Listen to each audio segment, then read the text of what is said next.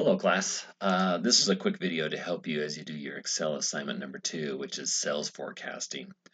For this assignment, you're going to need to start with a blank Excel workbook, like it says here. You can work with others in your own group, but you've got to do your own work, your own typing, and do your own Excel calculations. In the CAPSIM simulation, one of the biggest hurdles that students have is knowing how to forecast their sales. And the ability to forecast your sales correctly and input that sales forecast number in the marketing screen will greatly enhance your success with the CAPSIM simulation. So I'm going to walk through this example of how to develop just a simple sales forecast template. You don't have to do this exactly like I'm showing you in the video, but you can do it this way. It'll just help you put some numbers down and some more science to the art of forecasting. So in this Excel assignment, you're going to start with these hypothetical growth rates. You know that we're running the practice rounds for 8 rounds, and so I'm just going to give you some hypothetical growth rates. It will vary. Every time you run the simulation, these growth rates can vary, but on average, the low tech grows by about 10% a year. On an average, the high tech grows about 20% a year. And so you're going to need to use these hypothetical growth rates as you do this Excel template. Now, I'm just going to open up a blank Excel document right here, make sure I got that open, and come back over to here, and I'm just actually going to copy this table right here, hit Control C, come over to Excel, and let's see, I'll show you a couple different ways to paste it. You can paste it right here like that, and it keeps some of the formatting that it was in the table, but I'm going to undo it, or you can do paste special and paste text. And then it puts it into a table like here, a little different, but you get the same outcome. So I'm going to go ahead and call this a BA211 sales forecast template. Here's my hypothetical growth rates. I'm going to make this a little bit bolder. And then I'm actually going to, because I know that I'm going to eventually need to do some additional calculations, I'm actually going to just move this over using Control X, and then I'm going to Control V, paste right over here, because I know when I'm going to reference things, it's going to make it a little bit easier. So I'm actually going to just make this into a table. I'm going to go ahead and do all borders here. That should be okay.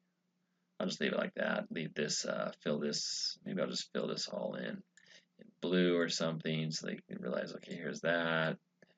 And here's the rounds in green. You know, I'm just going to make it something like that so I can see the hypothetical growth rates and round by round.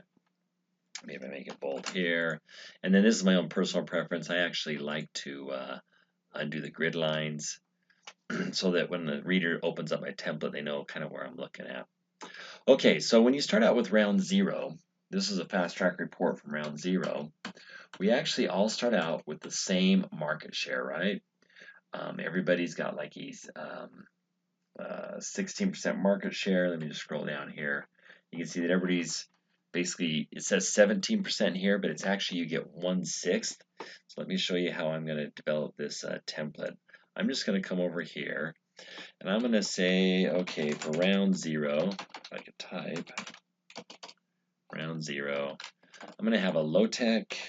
In fact, I'm just going to copy because I'm not really good at typing.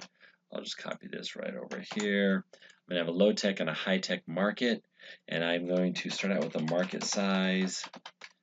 Boy, I'm terrible at typing right now. That's okay. Market size here. And when I start out with round 0, the market size, what's the market size of the low-tech market segment? Just add it right here. It's 5,040,000. So I'm just going to type in 5,040,000. And I like this kind of to be some commas. It just makes it easier for me to read, but no decimal points. And the high-tech market size is right here, 2,160,000. 2,160,000. So you can see that the low-tech is more than double the size of the high-tech. And then I know that it's going to grow each year. Growth rate, and this will be a percentage. Right now I'm just going to leave it at 0, but I'll type in a percentage, and I want it to show, a couple percent, just probably 1 decimal point. And so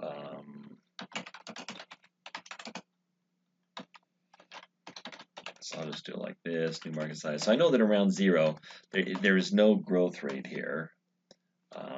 Now, let me show you a quick shortcut, because I know that I'm going to be 1 plus the growth rate. Actually, you know what? I'm just going to leave it like that right now. I'll just do new market size is basically this. So that's my market size for round 0. And I'm going to have 2 or 3 products. You know, I'll have a products listed here. And I've got Able, and maybe I'm going to come up with some new products, Ace, and maybe I'll come out with another product, let's just call it Arrow, right here. Now in the low-tech market, in fact, I'm just going to do a little table just like this. Actually, product estimated market size,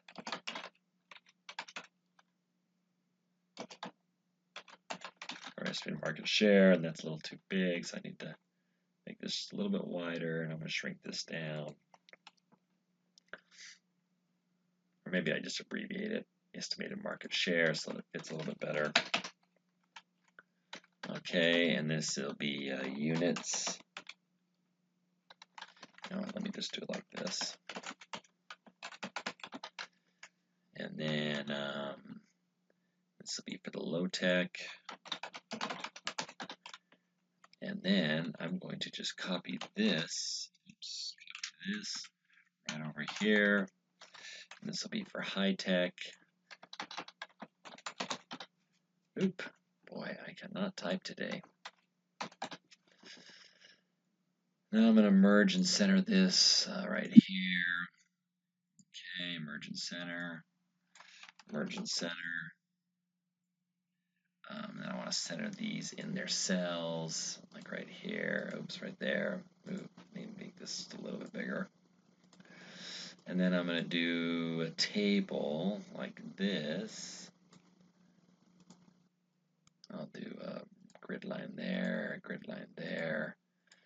And I'll go ahead and color this blue, I guess. A little bit lighter blue than I had before, but I'll make it lighter so you can see it. Okay.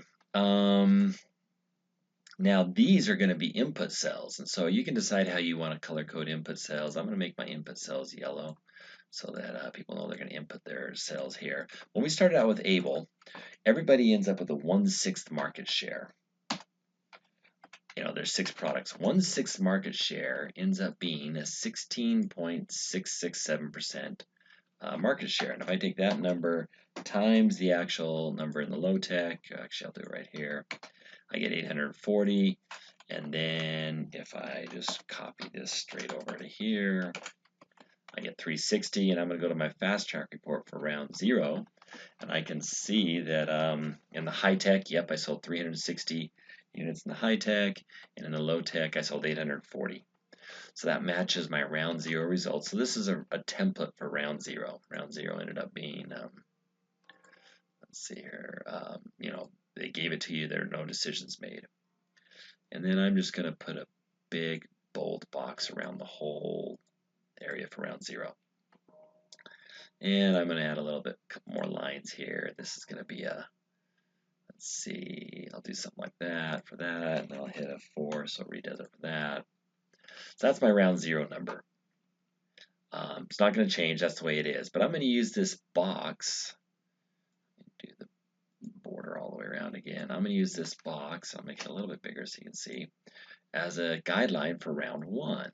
So I'm going to copy this, hit Control C, come down here, Control V, paste it. Now I'm going to call this round 1, and I'm going to start making some edits. So this is round 1. Now, the market size for round 1 does start out as this number right here. So I'm going to just go over here and copy that.